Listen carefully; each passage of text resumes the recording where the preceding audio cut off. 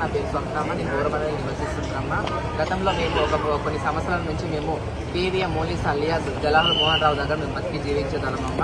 ఆమె మమ్మల్ని చాలా రకంగా మమ్మల్ని చాలా హింసించింది. ఎలా అంటే మానసికంగా, మెంటల్గా, హెరాస్గా, ఫైనాన్స్గా అన్ని విధాలా మమ్మల్ని చాలా ఇబ్బంది పెట్టింది. మాకు నచ్చక ఆమె వివిధ రౌడీ షూటర్లతోటి మాఫియా నడిపింది. ఆమెకు పెళ్ళయి పిల్లలు ఉన్నారు.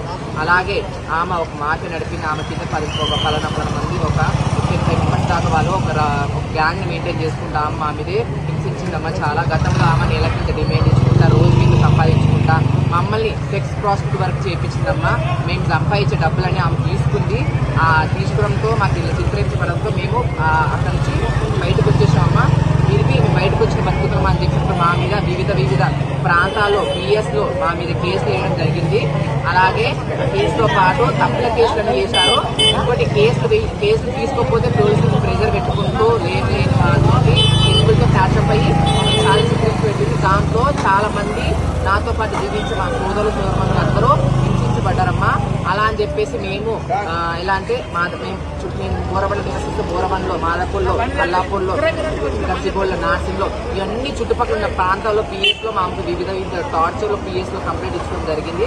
అలా అని చెప్పేసి మేము మొన్న 17 తారీఖున బోరబండ బస్ స్టాండ్ దగ్గర కొందరు మా మిత్రులు, మా ట్రాన్స్ కమిటీ మిత్రులు అందరం కలిసేసి ఆడికి వచ్చామమ్మా. వచ్చేసి అందరూ ఒప్పుట్లో అందరు వచ్చారు. ఆ టైంలో అందరు కలిసి పిట్టులు పోసుకోవడం జరిగిందమ్మా ధర్నా కోసం.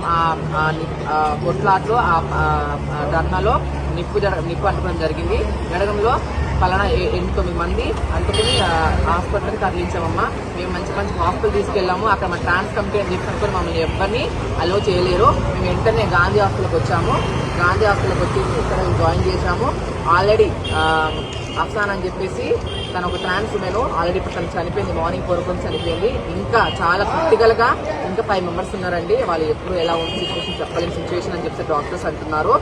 మాకు కేవీఎం మోలీస్ నుంచి చాలా ప్రాణభయంతో ఉన్నాము. మేము జీవించలేకపోతున్నాం బయట.